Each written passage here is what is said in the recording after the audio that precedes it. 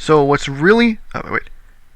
So yeah, what's really nice about the about conflict is I gotta get rid of that blindness. Is that these things will go and attack each other, which will which has a nice effect of distracting them. Okay, zap wand of light.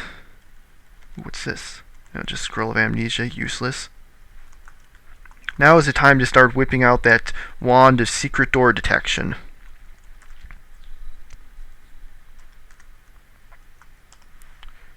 No, it's not here. See, it's somewhere around here, but I don't want to actually go through all these fire traps just to find it. So we just instead go, Hack, get away, don't want to fight the, there. Zap, there it is.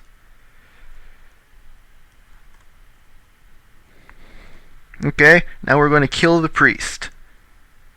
It's best to again use Wands of Death for it.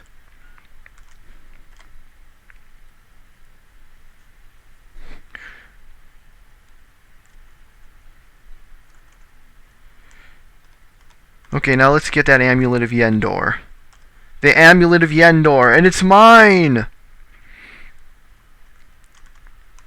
Now it's important we name it Real, because that way we won't be fooled by any fakes later. Because like if the wizard can steal this sometimes from you, the Wizard of Yendor, and he also will sometimes clone himself, and the other one will have a fake one, I believe. So it's important you have this so you can be sure you aren't being fooled by a fake.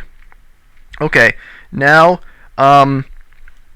okay, a few things to explain about well, the Amulet of Yendor. Actually, we'll evaluate that a bit later. First, let's get out of here.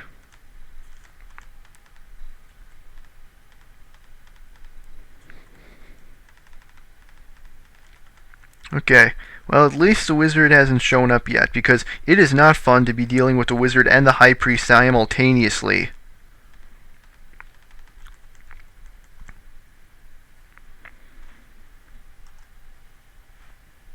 The Elf Lord drowns. Okay.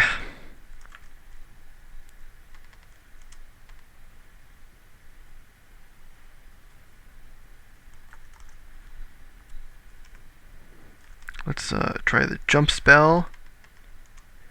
Feel the amulet draining your energy away. Oh, actually, I might as well invoke the Mitre of Holiness now, because that will give me more time until, so that later there's a higher chance I could be able to invoke it. Because if I do it now instead of later, then later than later, there's a higher chance of me being able to invoke it instead of it ignoring me. Okay, time to explain how the Amulet of Yendor works. Okay, it does a few things. First, it gives you clairvoyance, which helps you sort of map things. Well, if you don't know, you know how a magic mapping scroll will show all of this stuff. It's kind of like that, but on a more limited scale. When you move, you have a chance of it revealing like a certain amount around you, like say this much, okay? So yeah, that's nice. It also makes when you cast things, you use up more power. It also makes you hungrier slightly faster.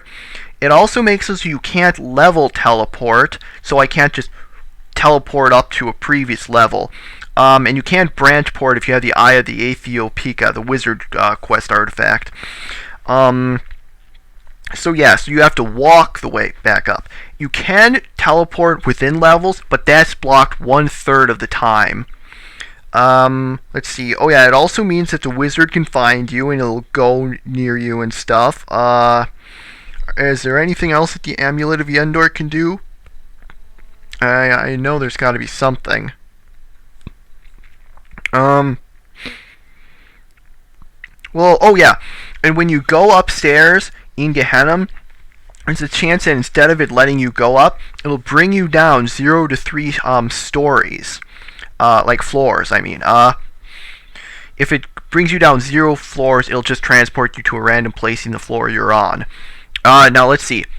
Problem is, this is easier for chaotics. They never get transported more than one floor below them. Neutrals never get transported more than 2 floors below them. But us poor lawful knights can get transported up to 3 floors. So you can go down 0, 1, 2, or 3 floors. So unfortunately, it takes a bit longer for knights to get all the way up there. Anyway, so that's everything I can think of offhand about the Amulet of Yen door. So what we need to do is get back to the first level.